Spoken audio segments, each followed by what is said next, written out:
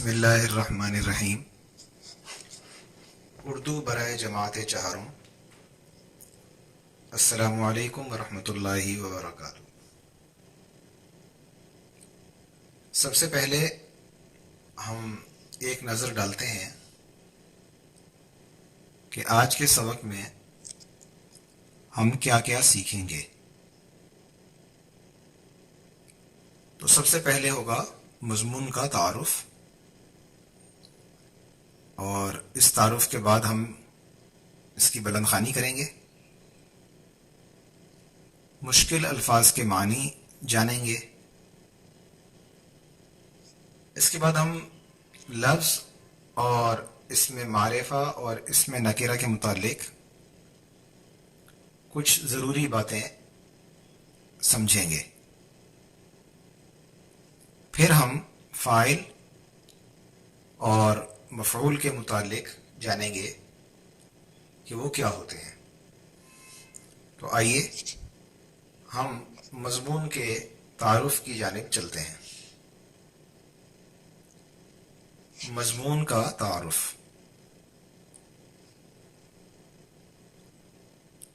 اس مضمون کا نام ہے خاموش خدمتگار۔ یہ ایک واقعہ ہے اور اس واقعے کو کہانی کی شکل میں بیان کیا گیا ہے۔ اس کہانی میں یا اس قصے میں کیا کیا چیزیں ہیں، ذرا انہیں سمجھ لیتے ہیں۔ غریب نابینا بڑھیا کیسی تھی اور وہ کہاں رہتی تھی، وہ کیسے کپڑے پہنتی تھی، اس کے گھر کی کیا حالت تھی، بڑھیا کے گھر کے قریب سے کون گزرا اور اس نے کیا کیا، بڑھیا کے گھر کی حالت کیسے درست رہنے لگی، بڑھیا کسے دعائیں دیتی تھی، اس کا خیال رکھنے والا کیا کیا کام کرتا تھا۔ حضرت عمر فاروق رضی اللہ عنہ کو کیا خیال آیا، انہیں بڑھیا کے گھر کو دیکھ کر حیرت کیوں ہوئی، انہوں نے خاموش خدمتگار کو کیسے دیکھا، خاموش خدمتگار کون تھا۔ اور اب دو سوال بچوں آپ سے کہ آپ نے اس واقعے سے کیا سیکھا، اور یہ واقعہ کس طرز میں، کس شکل میں، کس انداز میں پیش کیا گیا ہے۔ تو چلیے اب ہم چلتے ہیں بلند خوانی کی جانب۔ آپ کے سامنے سبق موجود ہے اور سیدھے ہاتھ کی طرف دائیں طرف ایک خانہ ہے، اس میں سوالات لکھے ہوئے ہیں۔ ان سوالات کو آپ پڑھ لیجئے۔ مثال کے طور پر بڑھیا کیسی تھی، کہاں رہتی تھی، کیسے کپڑے پہنتی تھی، اس کے گھر کی حالت کیسی تھی۔ تو ان سب سوالوں کے جواب یہاں موجود ہیں۔ لیجئے اب ہم پڑھتے ہیں۔ مدینہ منورہ میں ایک نابینا بڑھیا رہتی تھی، وہ بے سہارا تھی۔ غربت کے باعث وہ پیوند لگے کپڑے پہنتی تھی۔ تو نابینا جسے نظر نہ آتا ہو، بے سہارا یعنی جس کی مدد کرنے والا، ساتھ دینے والا کوئی نہ ہو۔ غربت آپ جانتے ہیں، اگر پیسے نہ ہوں اور وسائل نہ ہوں تو اس آدمی کو غریب کہتے ہیں، اور اس کی حالت غربت کی حالت ہوتی ہے۔ پیوند وہ ٹکڑا ہوتا ہے جو ہم یا کوئی بھی کپڑے کے پھٹ جانے کی صورت میں اس کو جوڑنے کے لیے لگاتے ہیں۔ تو بڑھیا کے کپڑوں میں پیوند ہوتے تھے، یعنی اس کے کپڑے اگر پھٹ جاتے تھے تو اس بڑھیا کے پاس اتنے پیسے نہیں ہوتے تھے کہ وہ نیا کپڑا خرید سکے۔ اس لیے جب کپڑا پھٹ جاتا تھا اور وہ چونکہ نابینا تھی تو وہ اندازہ کر کے کوئی اور ٹکڑا پھاڑ کر اپنے کپڑے کو بیچاری وہ سی لیتی تھی۔ اب اس کے گھر کی حالت کیسی تھی، تو اس کے گھر کی حالت بہت خراب تھی۔ گھر میں ہر طرف کوڑا کرکٹ دکھائی دیتا تھا، گھر میں جگہ جگہ جالے لٹکتے تھے۔ اس کے گھر میں کوئی نہیں تھا جو اس کی مدد کرتا۔ بڑی اپنی حالت پر روتی، لیکن کوئی اس کی مدد کے لیے نہ آتا۔ کیوں نہ آتا؟ اس لیے کہ کسی کو اس کی طرف توجہ ہی نہیں تھی کہ ایک بڑھیا یہاں پہ رہتی ہے، یا ہو سکتا ہے کہ بڑھیا آبادی سے تھوڑا دور رہتی ہو، تو کسی کو اس طرف خیال نہ جاتا ہو کہ وہاں ایک بڑھیا اکیلی رہ گئی ہے. اب ہم اگلے صفحے کی جانب جاتے ہیں. ایک دن ایک نیک شخص کا وہاں سے گزر ہوا. تو دیکھیے سیدھے ہاتھ کی جانب سوالات موجود ہیں. وہ سوالات آپ خود پڑھ سکتے ہیں. یعنی اس کے گھر کے قریب سے کون گزرا, اس نے کیا کیا, پھر بڑھیا کے گھر کی حالت کیسے درست رہنے لگی, بڑھیا کسے دعائیں دیتی تھی, اس کا خیال رکھنے والا کیا کیا کام کرتا تھا, یعنی اس کے گھر میں آ کے کیا کیا خدمات انجام دیتا تھا, کیا کیا خدمت کرتا تھا. تو لیجئے یہ اب آپ کے سامنے سارے جوابات موجود ہیں کہ ایک دن ایک نیک شخص کا وہاں سے گزر ہوا. بڑھیا بے بسی کی حالت میں چارپائی پر پڑی تھی. تو ایک دن ایک نیک شخص کا وہاں سے گزر ہوا, بڑھیا بے بسی کی حالت میں. یعنی بے بسی کا مطلب یہ ہے کہ وہ بالکل لاچار تھی, کچھ کرنے کے قابل نہیں تھی.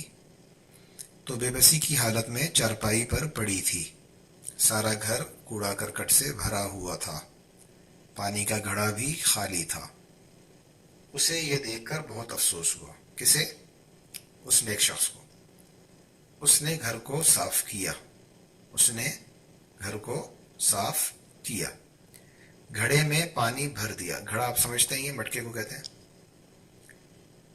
بڑھیا کا ہاتھ منہ دھلایا, اسے کھانا کھلایا, اور بڑھیا کا عصا یعنی اس کی لاٹھی صاف کر کے چارپائی کے پاس رکھ دیا. عصا صاف کر کے چارپائی کے پاس رکھ دیا. لاٹھی وہ بڑھیا اس سے سہارا لیتی ہوگی چلنے پھرنے میں. اب وہ شخص بلا ناغہ, بلا ناغہ کا مطلب یہ ہے روزانہ, وہاں آتا اور خاموشی سے گھر صاف کرتا, گھڑے کو پانی سے بھرتا, اور بڑھیا کو اپنے گھر سے لایا ہوا کھانا کھلا کر وہاں سے رخصت ہو جاتا. چلا جاتا. بڑھیا کھانا کھا کر اللہ کا شکر ادا کرتی اور نماز پڑھ کر اس شخص کو دعائیں دیتی تھی. اس شخص نے نہ اپنے بارے میں بتایا اور نہ بڑھیا نے اس سے کچھ دریافت کیا. دریافت کیا, پوچھا. کچھ دریافت کیا یعنی کچھ نہیں پوچھا کہ آپ کون ہیں. لیجیے جناب, اب ہم اگلے صفحے پہ چلتے ہیں. اگلے صفحے پہ بھی اسی طرح کچھ سوالات ہیں کہ حضرت عمر فاروق رضی اللہ عنہ کو کیا خیال آیا, انہیں بڑھیا کے گھر کو دیکھ کر کیوں حیرت کیوں ہوئی, اور انہیں خاموش خدمتگار کو کیسے دیکھا, اور خاموش خدمتگار کون تھا. لیجیے پڑھتے ہیں. ایک دن حضرت عمر رضی اللہ عنہ کا وہاں سے گزر ہوا.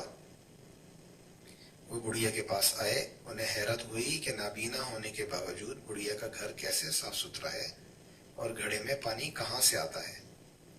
حضرت عمر رضی اللہ عنہ کے پوچھنے پر بڑھیا نے بتایا, میں اس شخص کو نہیں جانتی. وہ اندھیرے میں آتا ہے, گھر میں جھاڑو دیتا ہے, گھڑے میں پانی بھرتا ہے, اور گھر سے لائی ہوئی روٹی مجھے کھلاتا ہے. یعنی سارے ضروری کام وہ آدمی کر کے جاتا ہے. ایک گھر کے جتنے ضروری کام ہوتے ہیں وہ سارے کر دیتا ہے. وہ خدا ترس اور نیک آدمی ہے, خدا اسے نیکی کا اجر دے. حضرت عمر رضی اللہ عنہ سوچ میں گم ہو گئے کہ ایسا نیک کام کرنے والا شخص کون ہو سکتا ہے. اس شخص کے بارے میں معلوم کرنے کے لیے وہ رات کے آخری پہر بڑھیا کے گھر کے پاس چھپ کر بیٹھ گئے.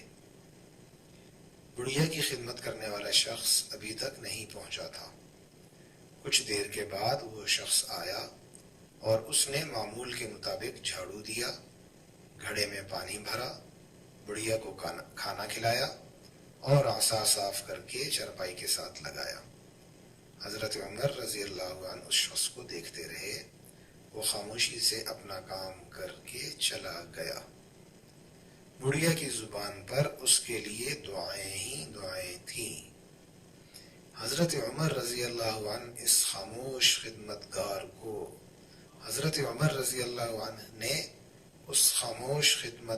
کو غور سے دیکھا تو وہ خلیفہ اول امیر المؤمنین حضرت ابو بکر صدیق رضی اللہ تعالی عنہ تھے. لیجیے جناب, جو اس وقت کے مسلمانوں کے خلیفہ تھے, حاکم تھے, یعنی کہ بادشاہ گویا کہ آپ سمجھ لیں, وہی آ کر اس بڑھیا کی خدمت کیا کرتے تھے. حضرت ابو بکر صدیق رضی اللہ عنہ ہر وقت خدمت خلق میں، یعنی خدمت خلق کا مطلب خلق مخلوق کو کہتے ہیں، اور خدمت خلق کا مطلب ہوا مخلوق کی خدمت کرنا، ہر وقت خدمت خلق میں مصروف رہتے تھے۔ حضرت عمر رضی اللہ عنہ نے یہ دیکھ کر کہا کہ نیکی میں حضرت ابو بکر صدیق رضی اللہ عنہ سے آگے بڑھنا بہت مشکل ہے، اللہ تعالیٰ انہیں جزائے خیر دے۔ تو بچوں یہ تو ہو گیا آپ کا واقعہ، اور یہ واقعہ آپ نے پڑھ لیا، اس سے آپ نے کیا سبق سیکھا یہ آپ ہی خود لکھ کے بتائیں گے ہمیں، جب بھی آپ لکھ کے بتائیں گے۔ اور یہ واقعہ کس طرز میں پیش کیا گیا ہے، یعنی یہ قصہ تھا، ایک واقعہ تھا، اس کو آپ کی سہولت کے لیے، تاکہ آپ اس کو مزے سے پڑھ لیں، کہانی کی شکل میں پیش کیا گیا ہے۔ اب ہم اگلے صفحے کی جانب بڑھتے ہیں۔ دیکھیے یہاں اوپر کے جو سب سے پہلا جو خانہ ہے، پہلے اس کو دیکھ لیتے ہیں۔ اس میں لکھا ہوا ہے لفظ، اس کے نیچے جو 3 خانے بنے ہوئے ہیں ان میں لکھا ہوا ہے اسم، فعل، حرف۔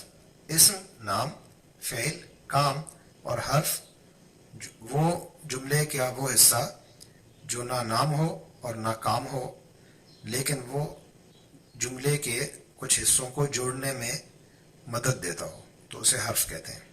مثال کے طور پر ہے آتا ہے، آپ نے دیکھا ہی ہوگا بہت سارے جملوں میں ہے آتا ہے آخر میں، تو وہ ایک حرف ہوتا ہے۔ اب ہم اسم کے متعلق تو جان چکے ہیں، پہلے بھی پڑھ چکے ہیں۔ ہم اس کی 2 قسموں پر نظر ڈالتے ہیں۔ نیچے دیکھیے لکھا ہوا ہے، اسم کے نیچے لکھا ہوا ہے معرفہ اور نکرہ۔ معرفہ خاص نام، نکرہ عام نام۔ معرفہ کی مثال جیسے آپ کا اپنا نام، آپ کا کوئی بھی نام ہو سکتا ہے، علی ہو سکتا ہے، احمد ہو سکتا ہے، عبداللہ ہو سکتا ہے، ٹھیک ہے، یہ خاص نام۔ یا جیسے کسی شہر جگہ کا نام، جیسے کراچی، جیسے اسلام آباد، راولپنڈی۔ یا کسی خاص چیز کا نام، مثال کے طور پر آپ کوئی خاص چیز خود سوچ لیجئے، کوئی بھی خاص چیز ہو سکتی ہے، تو یہ معرفہ ہے، یعنی خاص نام، کسی شخص، جگہ یا چیز کا نام، تو یہ معرفہ ہے۔ اور نکرہ عام نام، یعنی جیسے آپ ہیں تو آپ کا نام علی ہے یا احمد ہے یا عبداللہ ہے یا خالد ہے، لیکن آپ ایک لڑکے ہیں، تو جو آپ کا اپنا نام ہے وہ تو خاص نام ہے، لیکن آپ لڑکے ہیں، یا اگر آپ آمنہ ہیں، عائشہ ہیں، ختیجہ ہیں، سلمہ ہیں، آسیہ ہیں، تو یہ آپ کے اپنے نام ہیں، یہ خاص نام ہے، لیکن آپ میں ہر ایک جو میں نے ابھی آخر دوبارہ نام لیے تو آپ سب لڑکیاں کہلاتی ہیں، تو لڑکا یا لڑکی یہ عام نام ہے۔ جیسے اسکول عام نام ہے، اور سلمان فارسی کیمپس، الائڈ اسکول سلمان فارسی کیمپس خاص نام ہے۔ تو یہ عام نام اور خاص نام، تو خاص نام معرفہ اور عام نام نکرہ۔ اب معرفہ کی اقسام ہیں علم، کنیت، تخلص، خطاب، لقب۔ یہ تفصیل ہم بعد میں پڑھیں گے اگلے سبق میں۔ اب ہم آگے چلتے ہیں۔ ایک اور چیز آپ کو بتانی ہے، یہاں دیکھیے لکھا ہوا ہے فاعل، یہ آپ کی جو کتاب کے صفحہ نمبر 24 ہے وہاں یہ پوری تفصیل موجود ہے، یہ مشق آپ وہاں خود حل کر لیں گے، چھوٹی سی مشقیں بالکل آسان ہے۔ تو ذرا ہم فاعل کو سمجھ لیتے ہیں کہ فاعل کسے کہتے ہیں۔ تو فاعل کام کرنے والے کو کہتے ہیں، فعل کام، اور جو اس کو کرنے والا ہو جملے میں اسے فاعل کہتے ہیں۔ چلیے اب ہم تفصیل پڑھ لیتے ہیں۔ ہم نے پڑھا ہے کہ فعل کا مطلب ہے کام، کام کرنے والے کو فاعل کہتے ہیں۔ ہم ایک جملے کی مثال دیکھتے ہیں، احمد نے قلم سے لکھا۔ اس جملے میں لکھا فعل ہے، لیکن یہ کام کس نے کیا؟ تو کس نے کیا ہے؟ احمد نے کیا ہے۔ تو کام کرنے والے کو فاعل کہتے ہیں، اس لیے اس جملے میں، یہ جملہ جو ہم نے پڑھا تھا کہ احمد نے قلم سے لکھا، اس جملے میں احمد فاعل ہے۔ اب ذرا دوسرا حصہ دیکھیے، آپ کی کتاب میں یہ صفحہ جو ہے وہ نیچے کی طرف آپ دیکھیں گے، تو نیچے دیے گئے جملوں میں فاعل کے گرد دائرہ لگائیں۔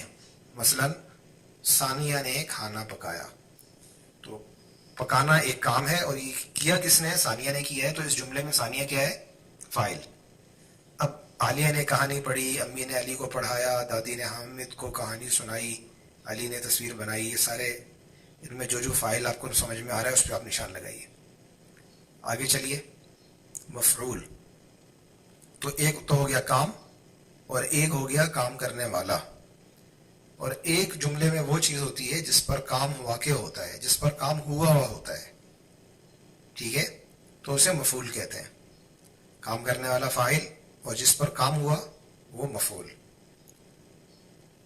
تو پڑھتے ہیں مفعول, کام کرنے والا فاعل ہوتا ہے لیکن جس پر کام ہوتا ہے اسے مفعول کہتے ہیں. یہ دیکھیے آپ کی کتاب, اپنی کتاب میں ہی صفحہ نمبر 25 پہ موجود ہے ساری تفصیل. مثلا علی نے دودھ پیا. اس جملے میں فاعل علی ہے اور علی نے کیا کام کیا؟ علی نے دودھ پیا. پینا فعل ہے لیکن کام کس پر ہوا؟ علی نے کیا پیا؟ دودھ. اس لیے دودھ اس جملے میں کیا ہوگا؟ مفعول ہوگا. نیچے دیے گئے جملوں میں مفعول کے گرد دائرہ لگائیں. حامد فٹ بال کھیل رہا ہے. تو کھیل رہا ہے یہ ایک ہو گیا فعل, کھیلنا فعل ہو گیا. کھیلنے والا کون ہے؟ حامد ہے. اور وہ جس چیز سے کھیل رہا ہے وہ کیا ہے؟ فٹ بال. تو فٹ بال وہ چیز ہے جس پر کام ہو رہا ہے, تو لہٰذا فٹ بال مفعول ہے. عابد نے بلہ گھمایا. اس میں مفعول کون ہے آپ بتائیے؟ ابو گاڑی چلا رہے ہیں. ابو فاعل ہے, چلانا جو ہے یہ گاڑی چلا رہے ہیں یہ فعل ہے, تو مفعول کیا ہوا آپ خود بتا لیں. اب ماہین بچوں کو پڑھا رہی ہے. امی نے ٹیلی فون خریدا. لیجئے بچوں, آج کا سبق ہمارا مکمل ہوا. یہ مشق بہت ہی آسان ہے, آپ آسانی سے حل کر لیں گے. اور بلند خوانی آپ اچھی طریقے سے کیجئے. لفظوں کا تلفظ دیکھیے, ان کو سمجھیے اور انہیں اچھے طریقے سے ادا کیجئے. اور جو الفاظ آپ کو مشکل لگیں ان پر آپ نشان لگا سکتے ہیں اور الفاظ معنی آپ یاد کر سکتے ہیں. اگلی مشق میں انشاءاللہ تعالی ہم اگلے سبق میں اس سبق کی ہم جو ہے وہ انشاءاللہ مشق حل کر لیں گے. السلام علیکم ورحمۃ اللہ وبرکاتہ.